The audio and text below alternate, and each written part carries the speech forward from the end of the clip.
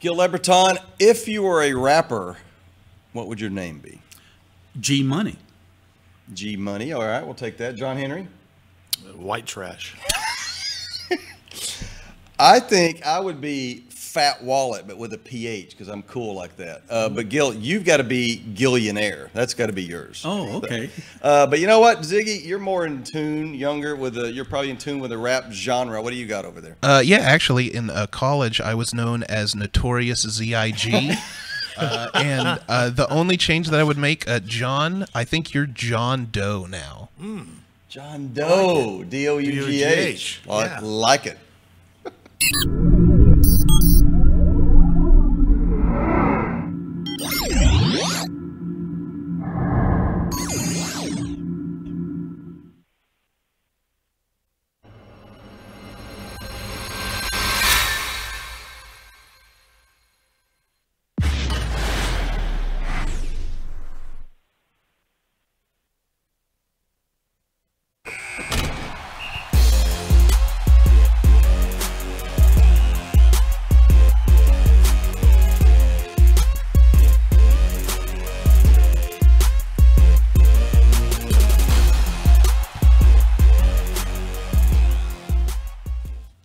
Speaking of really cool rap music, there's our intro. It is PressBox DFW Live. I'm Richie Witt alongside two venerable DFW sports writers, John Henry and Gil Lebreton. Episode 3 of season 2. So many episodes I can't even keep track. Let's get to this though, because today we have a very special guest. It is I think he's been here about 40 years all of a sudden. It's a longtime Channel 8 sports director, old friend Dale Hansen. Hansen, how we doing? Unmute. Yeah, he can mute his phone, but he's not real good at unmuting. Chris, help us out here. You know, I'm sure while he's we're just waiting, talking. I just realized we have a longer intro than even Dale Hansen's sports special, right? Yeah, absolutely. I like it though. Our band can play and everything. At least ours has been updated in the last 20 years. I know we have Hansen on the line. I know he muted his phone. If he unmutes his phone, then we can listen to some Dale Hansen. While we're waiting, I'm going to tell my favorite Dale Hansen story. How about that? So I knew him, didn't know him, but followed him on TV like every sports fan. Watched Dale Hansen's sports special every Sunday night. Started covering the Cowboys beat, early 90s. And there's Hansen, like down at St. Edwards, like, he kind of held court. Jimmy was on the field, and Hansen was kind of the Jimmy off the field. Well, Hansen, during Emmitt Smith's holdout in 93, decides that Jerry's going to get it done. Well, hey, Hansen, what's up, man? Hey, why'd the guy tell me to mute the phone? Because we didn't want you to blow hard during the intro, only when you're introduced as the guest. That's why. Oh, well, he didn't explain that part. And, nothing I like better than listening to old white guys come up with rapper names. So, that seemed like a good way to start my day. What would be your rap name, Hansen? My rap name would be Strawberry Ice Cream. That is the worst rap name I've ever. You'd be DJ Unplugged. That's who you'd be. Well, I could be DJ Unplugged. But the only one I could think of while I was sitting there listening to that nonsense was Vanilla Ice. Yeah. But we'll help you out. I don't like vanilla, but I'll go with Strawberry Ice Cream. All right, I'm in the middle of telling one of my favorite Hansen stories, and I'm sure you'll remember this. It was the summer of 93. Emmitt was holding out, and you walked around St. Edwards saying, he'll be back in 3 days. And we somehow set an over-under.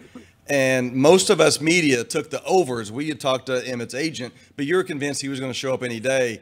And when we got over the limit one day, there's Hansen just walking down Media Road, just handing out $100 bills like he was printing money. I was like, I kind of like this guy after all.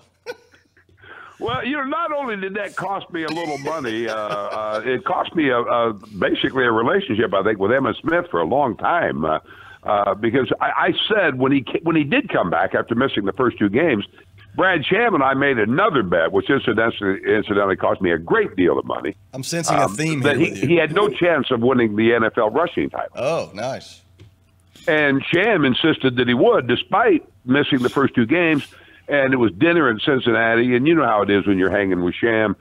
We had the big fancy dinner, then he ordered some of that King Louis nonsense that is off the charts. And And I think, at least it's the best I can figure, I mean, Emmett was really offended that I didn't think he could sit out 2 games and win the NFL rushing title. And so he wouldn't talk to me for a long time after that. You know, but Emmett was like that. He liked to fabricate and manufacture obstacles. Like he came up to me one time and I said, you know, we were just talking. I said, 2,000's unattainable in today because you just don't get the ball as much. And he was like, right, I'm gonna get 2,000 to prove you wrong. And I was like, if you're using me and Hanson for your motivational carrot, I don't have much hope for you, kid. But you know, I think he figured it out. Yeah. No, but I think he did. I mean, a lot of athletes do that. You know, they get that apparently needed motivation from their perceived slights. And I mean, if it works for him, it works for him, I guess. But that's what I always did. Ed Bark always used to say I was so bad, so I used that as a perceived slight to motivate me to hang around for 39 years. Dale, what year did you start with Channel 4? Not 8, 4. August of 1980. August of 1980, wow. And didn't quite make it 3 years before they fired me. Well, the hottest summers ever on record here in Dallas-Fort Worth. That's right. What did Nebraska boy think about the Texas summer when you got here? Well, you know, that's always been one of my favorite parts of the story. It was like I think it was 49 days or something of 100-degree temperatures, yep. And I step off the plane at DFW and I come to downtown Dallas, and downtown Dallas wasn't remotely as nice as it is now, and it's not very nice right now. But I still just fell in love with the place. I fell in love with all of Texas, and even though it was scorching hot, I hated the winters so much in Nebraska, and I'd been in Minnesota prior to that. So I was pretty much committed to, if I had any chance, to get out of the winters. I was done with my winters, and so it didn't bother me in the least. And it's a true story. I called my girlfriend at the time, who's been my wife now for 36 years, and I said, in the summer of 1980, I said, "Do you want to die in Dallas? Because I'm going to."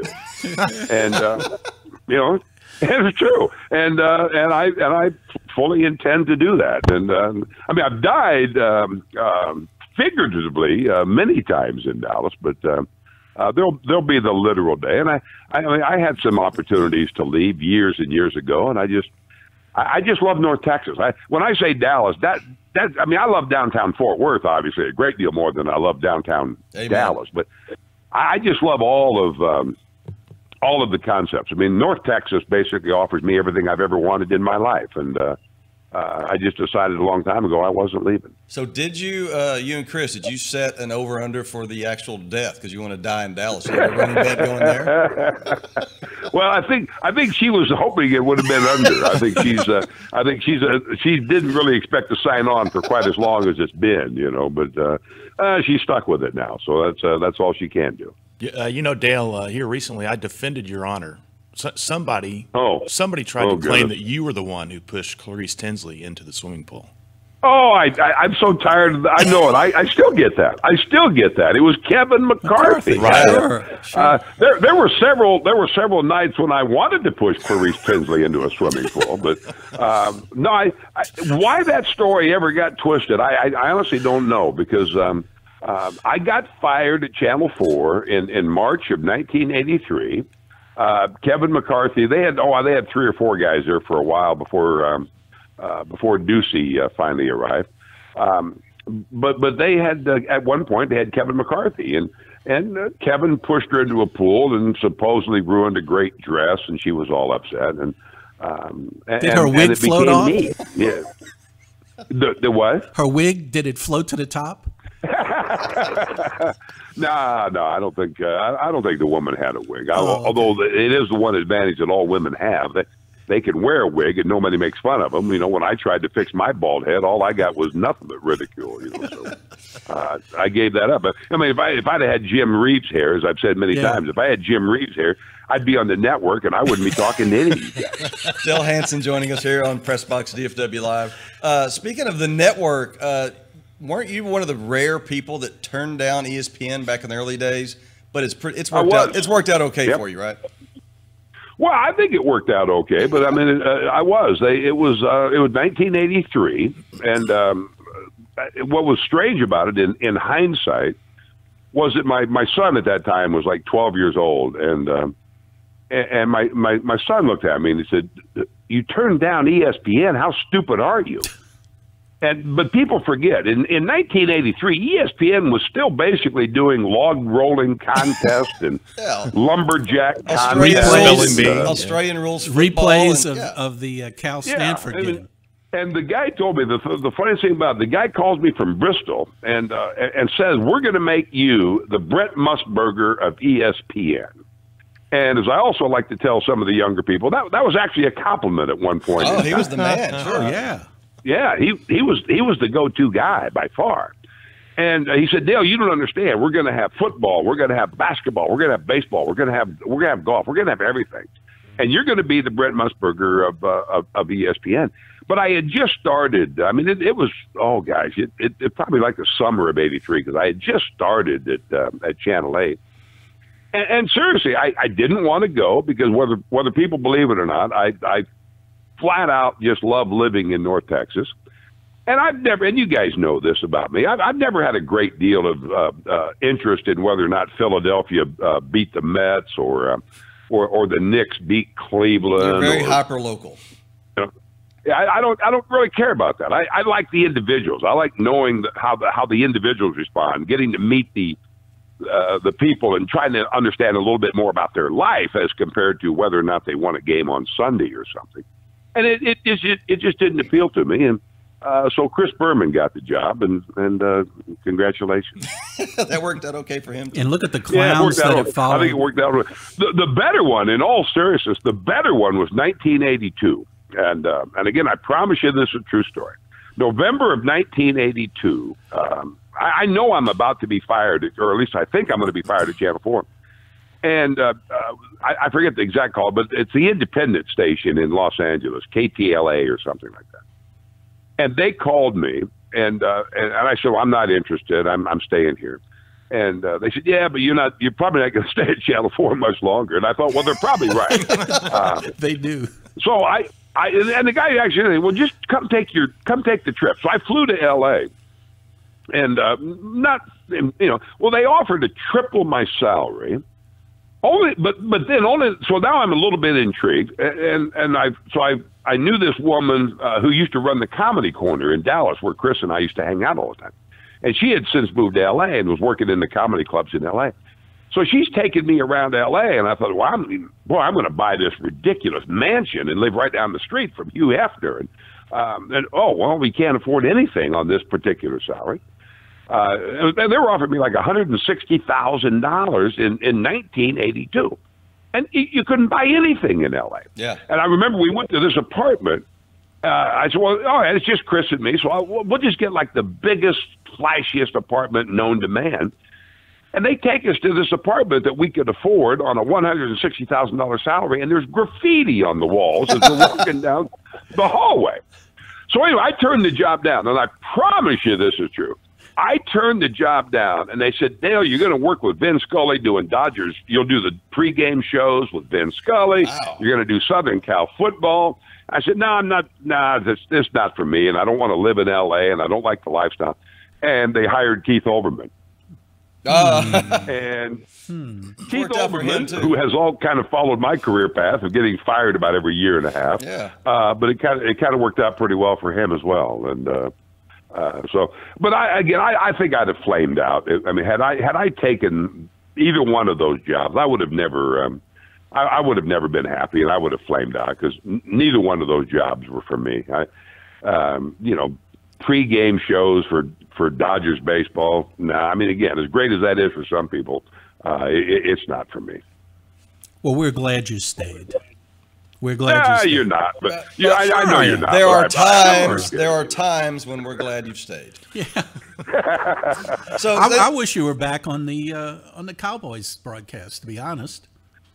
Well, I think I added a little something to that. That was a great run. That was an unbelievable time with Brad doing those games for a long time. But, now, did you cover Super Bowl 30 with Dave Garrett? Were you still around for that?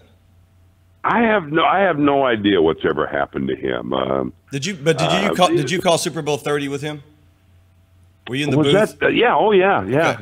When that? Yeah, I think that's right. Isn't it? Oh no, I know it was because that was when I got in trouble for making the Michael Irvin comment. What I like the mute button I have on my phone here that you guys instructed me to use. See?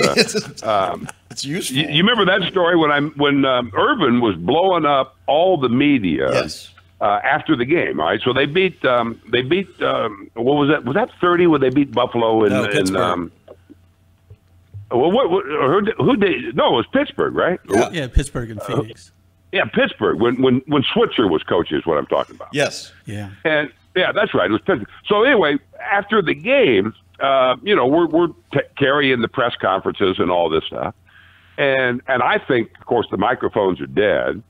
And Irvin just starts blowing up all the media for their fake reporting about Barry Switzer. That's right. Yeah. And the racial remember this? Mm-hmm. Oh yeah.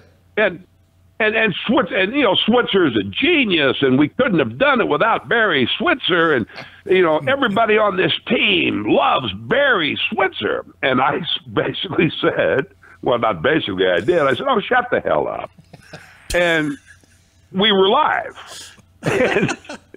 And Dave Garrett reacted, but I thought he was reacting just because he liked Switzer so much. And I said, "What are you looking at me for?" I said, Irving's just stupid. I said, half the team hates Switzer. What are you talking about? Well, the whole thing goes out live over the broadcast. And next thing I know, we get off the air, and Barry Horn's calling me, and everybody's ripping, calling the talk shows, and they're ripping me for ruining the Cowboys' great celebration with my Switzer tirade. And but as I said then, and I stand by it, it offended me that Michael would be blasting people who were critics of Barry Switzer, knowing full well that the leader of that football team was Switzer's biggest critic. Yeah, you all know that. We all knew that, and it just offended me that he tried to pass it off, and to me, it did come off as a slam against Troy Aikman, and as I always did, I immediately jumped at Aikman's defense, and it got pretty hairy for a while, but that was pretty much the end of whenever I was going to be able to hang around that Cowboys broadcast much longer. Obviously, the original Hansen Unplugged. It was close. Yeah, I guess Jimmy's was "How about them Cowboys?" and Hansen had "Shut the hell up." That was your there's your highlight film. Good thing you only said hell. Yeah, no kidding. All right, I'm not even sure that was all I said, quite honestly. But it's funny now. I think that's exactly what I said, though. But I got some serious blowback on that, and I did. I apologized in the context of I didn't want to be raining on the Cowboys parade and the fans' reaction to winning the Super Bowl and all of that. They were entitled to celebrate that. They were entitled to enjoy that. But they weren't entitled to do it by blasting all the reporters, me, Galloway, almost all of us, who had been reporting accurately how the assistant coaches and many of the players felt about Barry Switzer being the head coach. I mean, it goes back to that infamous day in Austin when Switzer's punching me in the arm and calling me a liar. It was a dreadful period. All I did was report what the coaches had told me. Yeah, that was a dreadful period in Cowboys history. Oh, it was horrible. Yeah. It was absolutely horrible. And several players have said it. Jimmy wanted to leave. I mean, I've always said that. That was part of the equation. That Jimmy wanted to leave. He'd done his 5 years and he wanted out. But that whole thing goes down so horribly that Jones, I think, decides to hire Barry Switzer just as a slap in the face to Jimmy Johnson. I agree. Sure. And then it really started spinning out of control. And as several players have said, not just Aikman, but several players have said that, they may well have won 4 in a row, won 5 Super Bowls. They definitely could have had every bit the run that the New England Patriots have had they been able to stay together. But Jimmy wasn't going to stay. That's one problem. And then replacing him with Barry Switzer obviously was the other problem. Totally he was agree. A cartoon character by the time he got here. He may have been a good college coach, but he was a cartoon character by now. By the time, well, he was a great college coach because the primary responsibility of most college coaches is recruiting, and he was able to do it in a variety of ways. I mean, it was a good one. I mean, he really could roll the ball out on Saturday after with that old line. I mean, he could roll the ball out on Saturday afternoon, and he's going to win 10 games with just the talent that he had at Oklahoma. He did have a certain ability to inspire his players at the college level, but he certainly couldn't do it at the pro level. He just couldn't. Dale Hansen joining us on PressBox DFW Live. So we've touched on a couple of them, but it's funny now. You've been around. This shows how long you've been around. If you ask people of differing ages, what do you think of Dale Hansen? And I'll get, oh, that's the guy that broke the SMU scandal story. Oh, that's the guy who fought Switzer on TV. Oh, that's the Scholar Athlete of the Week guy. That's the Thank God for Kids guy, or that's the Aikman Ass Kisser guy, or that's the Unplugged guy. Which Dale Hansen do you think are you most proud of, I guess? Well, that really is. That's kind of like asking me what's my favorite beer. Cold is good, I mean, but I tell you, I mean, it's kind of in the moment I'm in. But I'm quite honestly, I'm proud of all of it. But I think the Unplugged thing is what what I technically like to be referred to, or what I like to be remembered for, is that. I mean, I'm very proud of the SMU story. I'm incredibly proud of the fact that I started the high school television, high school coverage in Texas, and our Thank God for Kids and all of that stuff. But I do think at the end of the day, if there was indeed a marker in the ground, which there won't be, but if there was indeed a marker in the ground, I do wish somebody would walk by and say, the man lying there, that man said some rather interesting stuff. There you go. So did you? He said some stuff that made people debate. He made people think. He made people react, and he tried to make it different. But he made them think. Did you plan Unplugged? Did you say I need to go bigger than sports? I have some social commentary. I think Michael Sam was maybe your first one. Did you know it was going to go viral and have this? Well, Michael Sam was the one that has made me think that since, quite frankly. Yeah. No, Michael Sam was just another night when we didn't have a reporter available. And this is how my life has been. As I've said many times, I'm not a religious man, but I do have an angel that's been living on my shoulder for the better part of 40 years.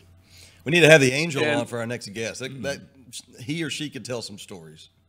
Yeah, but we were sitting there, and it was a Monday night, and we didn't have a reporter available. And Sean Hamilton, the sports director and producer at Channel 8, suggested I write a commentary about Michael Sam. And I had written. This is the other side of it. I had written quite a few, unplugs or commentaries, if you will. But until Michael Sam, nobody past Tyler had ever heard of him, of course. Yeah. And most of them didn't get outside Mesquite. But I had written quite a few things. And I mean, I've always been, as you guys well know, I mean, I'm an opinionated guy, and I love writing, and I love making these arguments and somewhat social arguments, but not many. There weren't many social arguments until Michael Sam.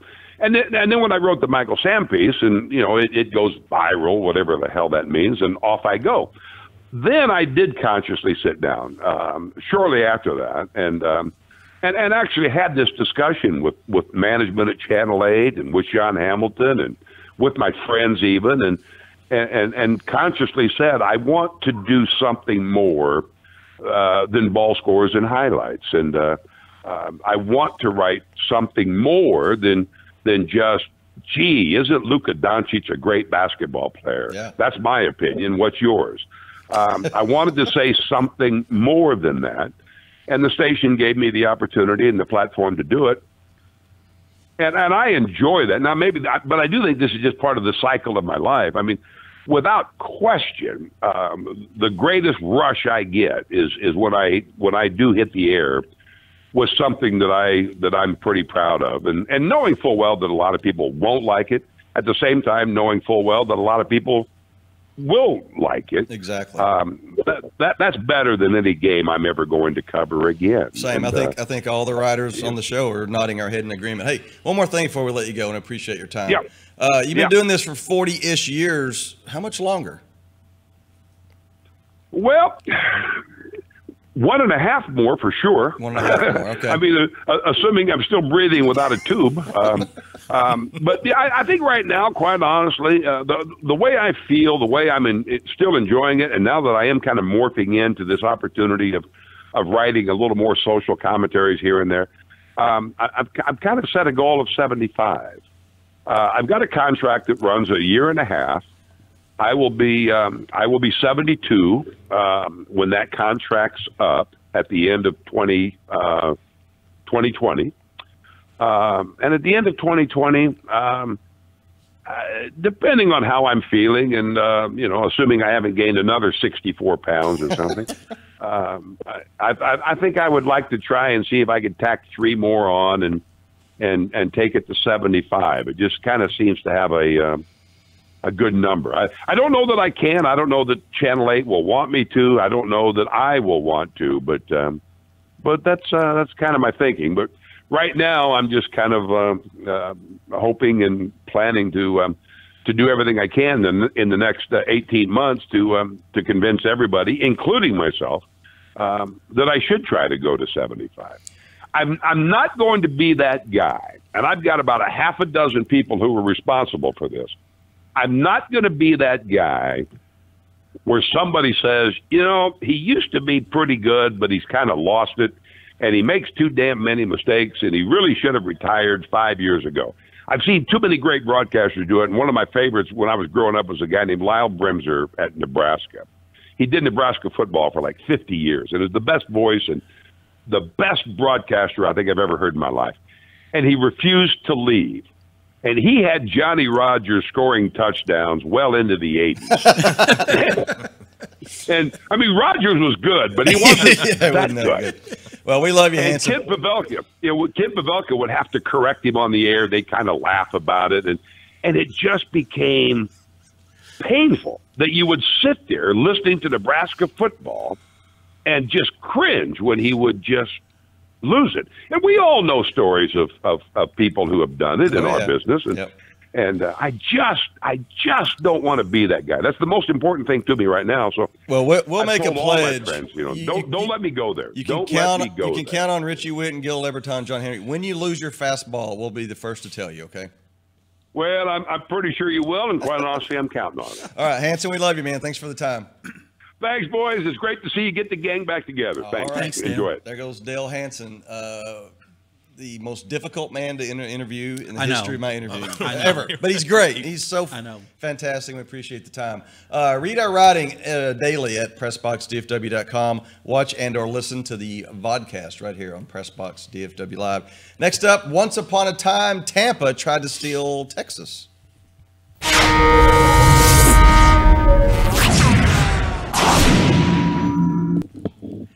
Hey, everybody. Welcome to this week's pregame meal. And, man, how do you follow that? How do you follow Dale Hanson? Succinctly. That's how you follow that. Of course, nobody here. I guess the only one who's ever tried that around here is Ted Dawson, right? And that didn't work out all that well. No. Let's set the scene, though. First, it looks like we're at an old Arlington Stadium today. Yeah. I love this photo. Yep. I wish there was some way they could recreate that map of that outline of Texas. And we told Chuck Morgan, bring back the Texas scoreboard. Yeah. He says, as much as I would love to, don't count on it.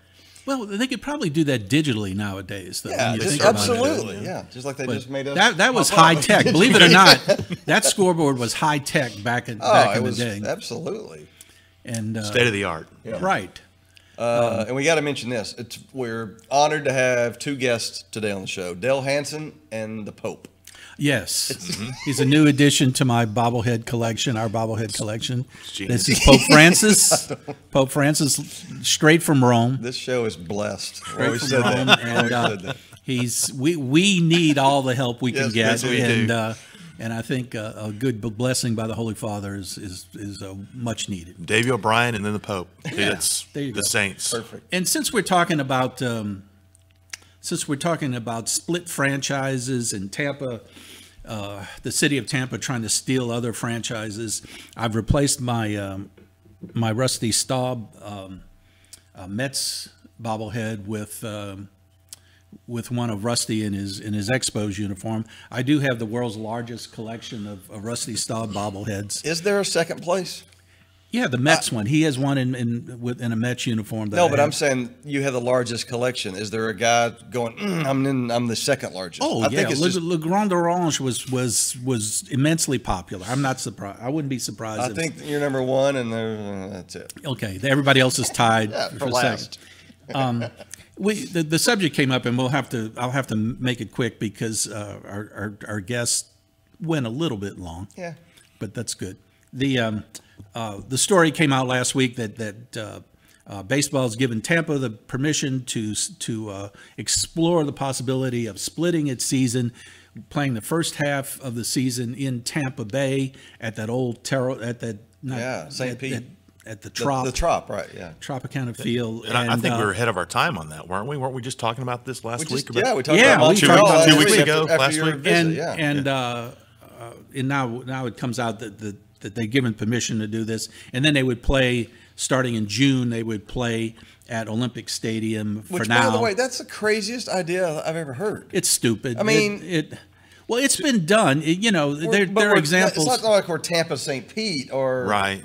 Minnesota, Minneapolis, the NBA team, St. Paul, or maybe the NBA Rangers team will play in Arlington, then maybe Dallas and Fort Worth. This is like different countries. Countries. It's ridiculous. And they were talking about doing a totally split season. Omaha and Kansas City, remember, shared an NBA franchise at one time. Did Seattle and Oklahoma City not do the same thing with the Sonics? Sort of, but that was not during the same year. That's right. That wasn't the same year.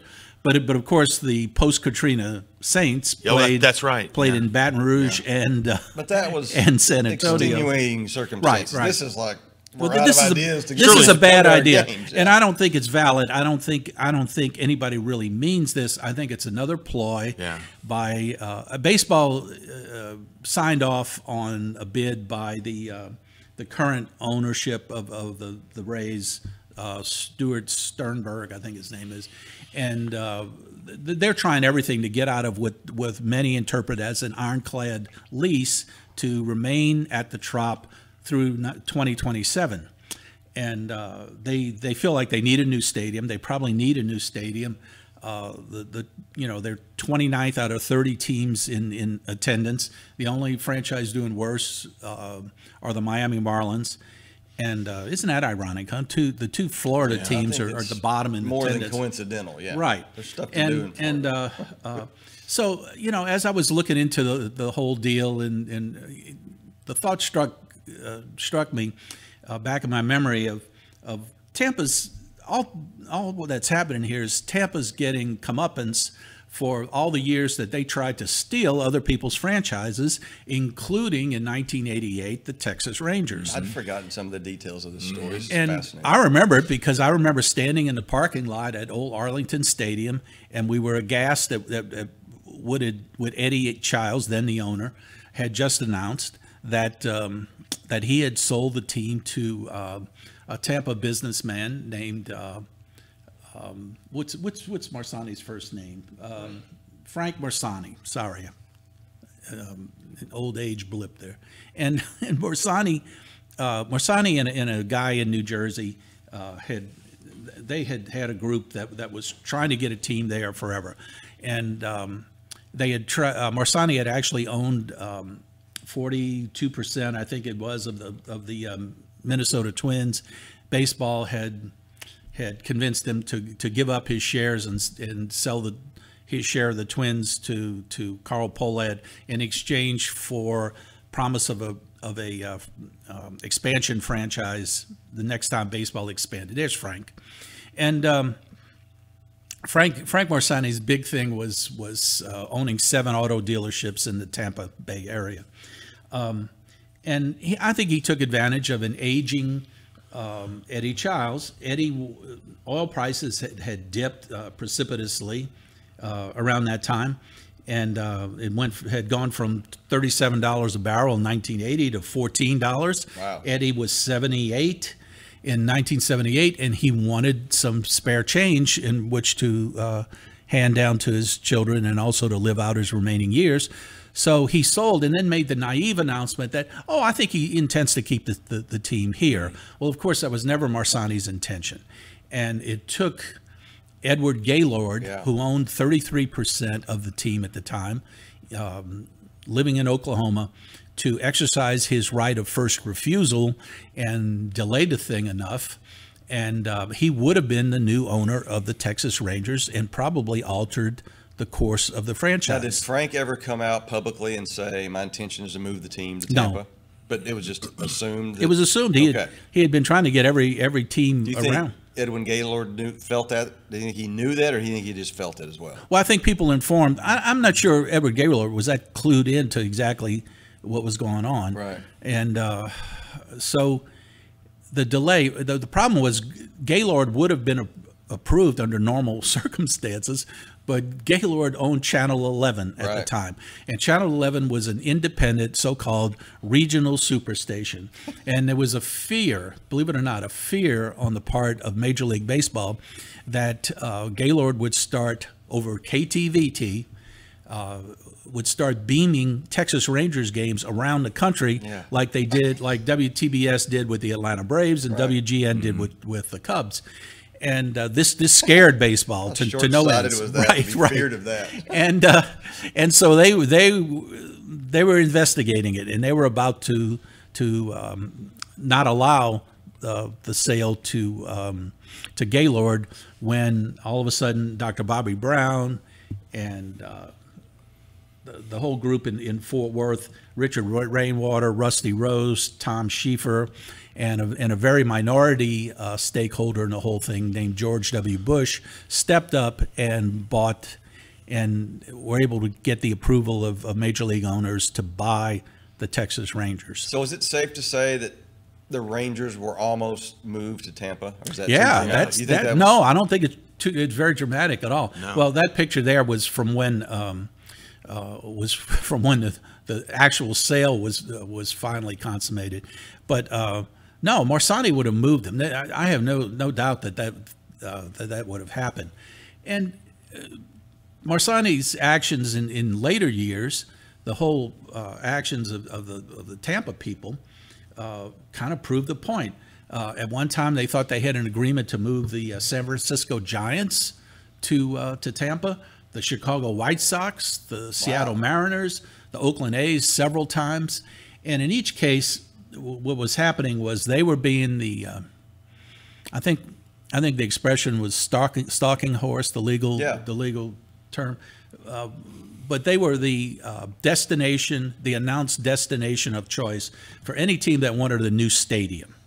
The Giants got theirs, the White Sox got theirs, the Mariners got theirs. Oakland didn't get a new stadium, but it got concessions from the city and to stay in the worst stadium in baseball, but that's their problem. And the irony is look at that. Isn't that a mess? It's still there. Yeah. What you miss there is that monstrosity in center field that goes unused during baseball. The ambiance there. The irony about Tampa is they were the tease, they were the player in all these almost moves. They would have taken all those. Now they have a team and nobody goes to games. I mean, it was right. Yeah. And their stadium issues are what's causing the other 29 owners in baseball to be really upset with them because they continue to get revenue sharing money. And not put it in their stadium. I think they put it in their own. Well, they're not going to put it somewhere. They put it in their own pockets. They don't buy a lot of free agents. So, do we think it's going to be Tampa and Montreal next year? No, I don't think that'll ever happen. Okay. I don't think that'll ever happen. But I think at some point somebody will sit down and say, "All right, we're going to do this no matter what. We're going to move the team to somewhere, and we will take our chances with the." With whatever the lawyers come up with as a figure in damages. Yep. All right. Thank you to Gil and thank you to the Pope for Tampa. Keeping the Rangers here. Keeping the Rangers here. God bless Rangers. Next up in Double Dribble, I'm going to introduce you to somebody named Marijuana Pepsi. Mm-hmm.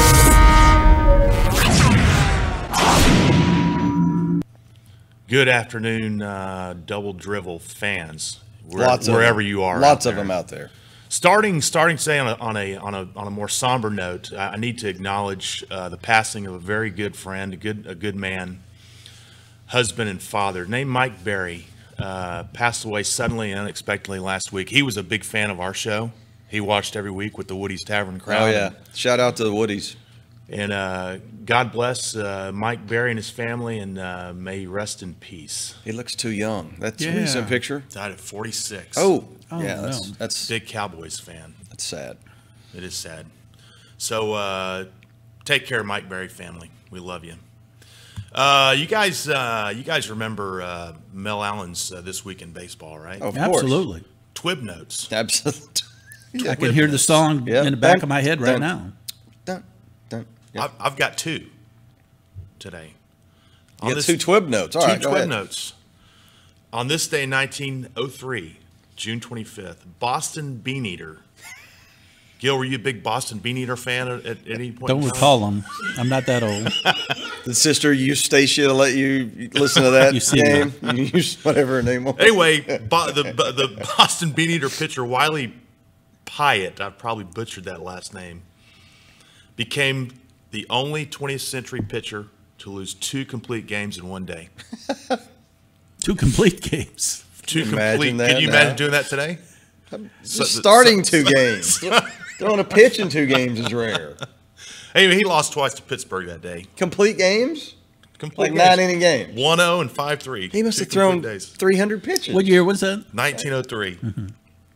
I think that was before we knew that throwing pitches was bad on your arm. So how about that? But anyway, for all you Boston Bean Eater fans out there, Wally Pyatt was your man that day, your hero, even though he lost. And then this day, 1976, got a Rangers note. Toby Harrah, only shortstop not to handle a fielding chance in a doubleheader. Wow. Shortstop. Now, what says third base on that baseball card? What is up with that? Well, he was a third baseman here. He played both. He was a shortstop in my memory. Well, now he played. He got traded. He was traded to. Yeah, he played third. Yeah, he was traded Richie. to. He was traded to he Cleveland. Was a shortstop in my day. Buddy Bell. Okay. Yeah. And they've kind of swapped third baseman that year. Ziggy, can you put that back up there? I got a quick question. The Ranger Powder Blues, yes or no? Y'all love them.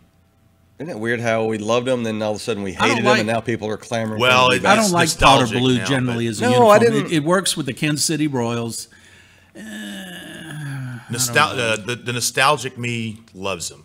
Mm-hmm. I got more of a trouble with him being a third baseman, but that's different. Go ahead. Burt Campaneris, I think, played another shortstop, but not at the same. They weren't on the same side of the infield. I'm going to look that up. You guys remember where you were when Michael Jackson passed? Yes, I was at the NBA draft. You believe that's 10 years ago today? Yeah. Unbelievable.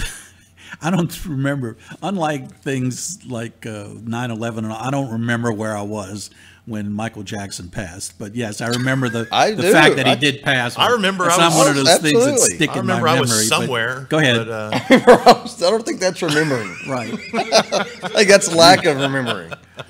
Anyway. All right. Another quick note before we get to the main part of Double Dribble.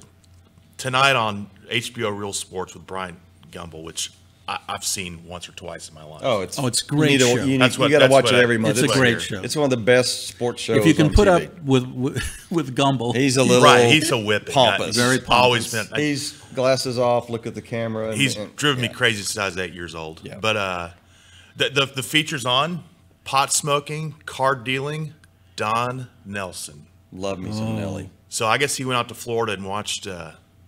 Or talked to him in Hawaii. Yeah, he went to Maui. Florida. That's Hawaii. Yeah. Pardon me. Hawaii, yeah. So I would imagine that's going to be quite good. Starts tonight. Starts tonight. Tuesday. Yep. Tuesday. And it'll be on another 50 times before the end of the month. Yeah. Nelly's the one that drafted Dirk. Yeah, he did. Everybody thought he was nuts, right? Including me, guilty. Is Nelly in the Hall of Fame for his coaching? Yeah, should be. Yes. Yeah, he just got in. He showed up looking like the Big Lebowski. Exactly. You know? Yeah, that's right. I've actually played cards with him at his little his He has a sports bar in Maui. He's got a little background. He plays poker. He's a great guy. You ever heard of anybody named Marijuana? Their first name? No. Marijuana. When you sent this to me, I was like, what's wrong with John today? That's not an urban myth, because, you know, there are many urban myths about inappropriate names. NPR introduced me to Marijuana Pepsi Van Dyck, Vandyck. You can leave the last part off, and the Marijuana Pepsi's fine. No. See, this is why crackheads should not be allowed to name their children. Well, there's got to be more to the story. There's more to the story. Yeah. There's more to the story. In fact, she's now Dr. Marijuana. Oh, she, of course. Well, of course. It's she. And her mother named So her she's actually medical marijuana. She is medical marijuana. Very good. Very good. And her mother told her that her birth name would take her places, because she has sisters that are named Robin and Kimberly. But God Marijuana was her. more They must be, God bless her. They must be pissed. Robin and Beverly, like, they got these regular names. And she is a PhD in education, and for her dissertation, which she titled "Black Names in White Classrooms." So it is a very cultural. It is a very cultural name. Teacher behaviors and student perceptions. And she interviewed students and concluded that participants in this study with, quote, distinctly black names were subject to disrespect, stereotypes, low academic performance, and behavioral expectations. She agrees, however, that it's okay for you to go, what the hell? I mean, did you get Marijuana Pepsi as a name? She just says don't do it in front of crowds, in front of people, but it's perfectly okay to say. Of course. Like, how'd you get your name? How'd you get your name? Yeah. I mean, it's. Now, wait a minute. Is her real given last name is Pepsi? It's a middle name, huh? Pepsi's that's her middle name. Okay. Well, I mean, that's cruel to do to a kid. It does. It changes your life. It keep the birth certificate away from the mother that's still half on anesthesia, right? But the mom would sit here and go, "My daughter is a doctor. She did fine." Yeah, right. But can you imagine she how many times in life that you've said your name?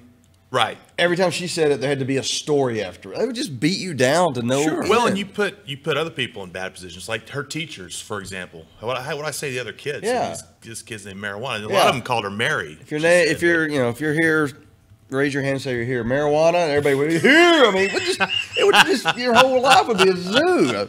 Crazy. We have a friend of the broadcast. Robert King says he knows a Dallas Star. Oh. Wow. And he said it was before the Stars moved. Really? He met her after the Stars, but she was too old. You know, she was born before. She was born before. Yeah, she's a she. What's the craziest name you've ever heard? Oh, I don't know. Most of them. Besides your Saints guy, Hokie Gajon, wasn't that his name? No, Hokie. That wasn't his given name. Hokie.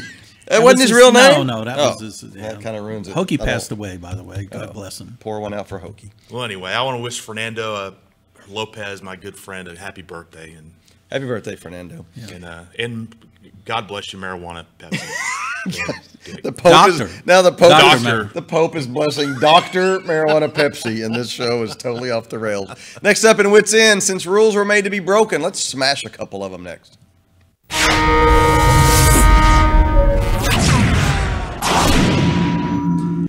Wits End, brought to you by the good folks at AutoFlex Leasing.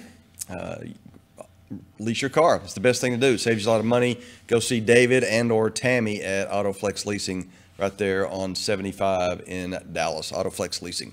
Wrote a column this week, PressBoxDFW.com, about rules in sports. I was watching soccer somehow on Sunday, watching women's soccer, which I've covered forever since the Sidekicks and the World Cup. You've covered soccer. I've covered the Women's World Cup. But it just hit. I covered the women at the Olympics in Atlanta. But it just hit me all of a sudden. I don't know why. I guess it was Sunday, and I was looking for something to be mad about. But the throw in soccer, I was like, why do they throw the ball in when that sport is devoted to feet? It doesn't make any. Why wouldn't they put the ball down and kick it back in? It's a football. Right. that got me going down a slippery slope in my mind of there's other rules that are really stupid. And we're going to get to those rules in a minute about what I would change. But first I started thinking, but we've changed some rules that were really stupid, right? Mm-hmm. And you guys remember NBA in the 70s, or in the 80s, I think they changed it. There used to be, when you were fouled in the act of shooting, you didn't get 2 free throws.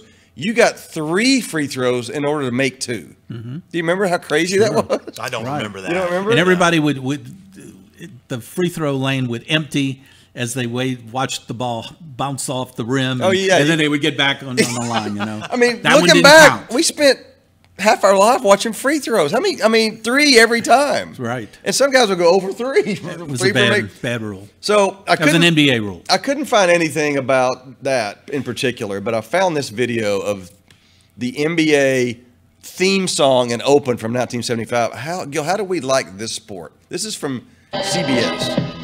Look at it. And put your headphones on, you can hear it. The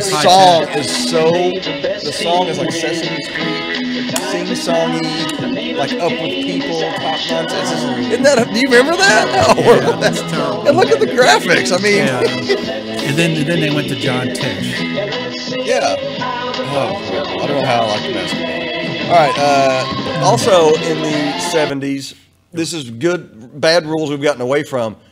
We grew up watching NFL with goalposts in the end zones. Mm-hmm. Sure. As part of play. I mean, guys would just get Tom drilled. Dempsey's 63-yard field goal. Yeah, look at that. I mean, come on. How do they not just watch one play and go, this is a bad idea? Guys are just getting, I mean. Well, they would use it as part of the defense, actually. You know? Yeah, I'm sure. And one's coming up here, and I've forgotten about this. Super Bowl, I believe it was Super Bowl 7. Is this on YouTube? This is great. Super Bowl 7, I think it was the Redskins and the Dolphins, I think it was Billy. Here it is. Look, that's in the Super Bowl. It's the pass blocked by an upright. Billy Kilmer. All right, we got to get moving there. This is the last one I'll show you. This is golf. This is Jack Nicklaus in the 1972 U.S. Open. When you hit the ball out of bounds, had to take a drop. Look how you had to drop the ball back in 1972. This is a rule that we moved away from. Here's Nicklaus looking for his ball, going, I'm going to have to take an unplayable, guys. Tells everybody to come back up. Look at his drop. Look, it's come on. Over his shoulder. And then he has to jump out of the way so it doesn't hit it.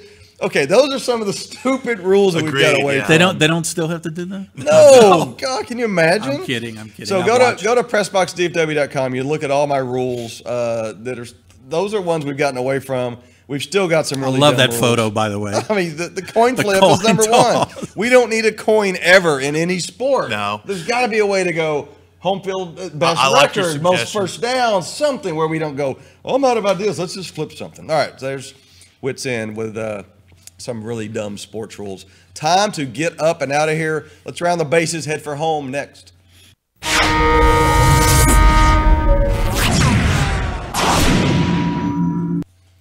It is the walk-off, where sometimes we have Hanson on. It's going to be called the sprint-off. Gil, what's on the site? Anything good? By all means, read your story on the 10 worst rules in sports. Matt Mosley's got something.